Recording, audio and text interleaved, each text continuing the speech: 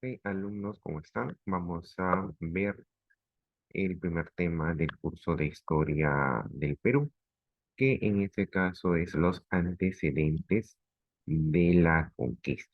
Tenemos que tener en cuenta que aproximadamente para el siglo XV, ok, con el advenimiento, en este caso, de los reyes católicos, se inicia la edad moderna en la historia de España. Los monarcas, en este caso Isabel I de Castillo y Fernando de Aragón, supieron gobernar a una España unida, sin que cada uno de los reinos perdiera por ellos a sus instituciones. ¿Ya? Ahora, vamos un poquito en este caso el proceso de la reunificación española, ¿ok? Si retrocedemos hasta, en este caso, fines de la Edad Media, España no era todavía un solo estado, sino que se hallaba en este caso dividido en cuatro reinos. Tres de ellos eran cristianos, como Castilla, León, Navarra y Aragón, y uno de ellos musulmanes, Granada. Castilla León era el reino con más presencia, una potencia, controlaba las costas del Mediterráneo, que también le pertenecía al reino de Nápoles. El matrimonio de la heredera de Castilla, Isabel, con el heredero de Aragón, Fernando, permitió la reunificación de la península en un solo estado. El periodo de la Reconquista española tuvo su final con la caída, en este caso, del Reino de Granada en 1492. Una vez expulsados los árabes, los reyes católicos iniciaron un proceso de unificación territorial, unidad política, unidad religiosa. Pero eso no cambia el panorama de una diferenciada realidad social, ¿no? Hacer la América sería en todo caso la tabla de salvación posterior. En este ciclo, ok, se van a desarrollar una serie de acontecimientos, ¿no? Que son los descubrimientos no tecnológicos de esa época. Esta revolución había consistido en la intervención, adaptación y perfeccionamiento de ciertos instrumentos fundamentales para la navegación y la difusión de los conocimientos geográficos. El periodo del siglo XV al siglo XVI fue la llamada gran época de la geografía y la cartografía. Entonces, los estudios geográficos destacaron a partir de la geografía de Ptolomeo, geógrafo griego del siglo II, así como de la publicación de Imago Mundi del cardenal Pierre Daly, eh, que recogió en este caso citas antiguas y llegaba a deducir ya para esos tiempos que la Tierra era redonda y no plana como se venía pregonando. Alcanzó también gran estudio el desarrollo de la cartografía mediante la realización de los portulanos, que eran unos mapas que detallaban las costas, y de las cartas marinas, que indicaban, ¿no?, la presencia de corrientes marinas. Los navegantes aprendieron a orientarse mediante las estrellas y a utilizar unas tablas de declinación del Sol para poder calcular la latitud en la que se ubicaba.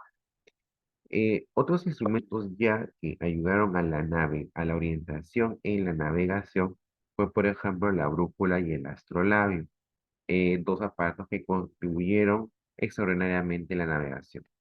Eh, ya la brújula era utilizada ya en el siglo XIII como para orientarse y el astrolabio a partir del siglo XV para calcular la latitud. En cuanto a los instrumentos de navegación, ¿no? En este periodo ya se perfeccionaron los barcos con la finalidad de que no sean tan pesados al momento de recorrer, en este caso, corrientes marinas que podrían provocar su hundimiento, ¿no? Los portugueses fueron los creadores de dos navegaciones apropiadas para la navegación de altura, como son el nao y la carabela, fuertes y altas, con tres mástiles que podían girar sobre goznes de hierro para aprovechar la fuerza del viento en las velas. La carabela era más rápida y manejable y tenía en este caso velas triangulares, llamadas también látigo. La nao era una carabela redonda y más grande. Llevaba una vela latina en el palo de popa y velas cuadradas en otros.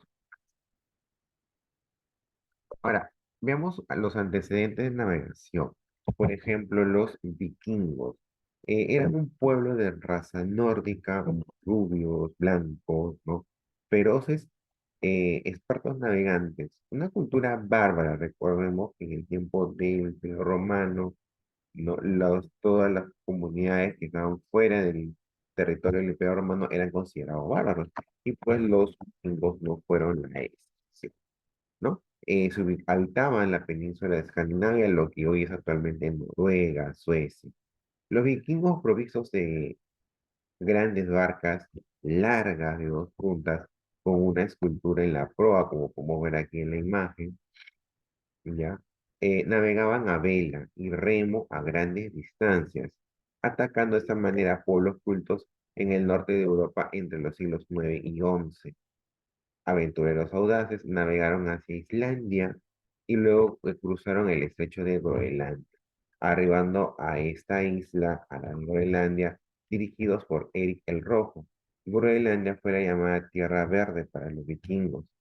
Ya, o sea, ya podemos tener cierta certeza de que en realidad en sí, Colón no fue el primer navegante europeo en llegar a las costas de América. En todo caso, este primer antecedente se remonta hacia los vikingos.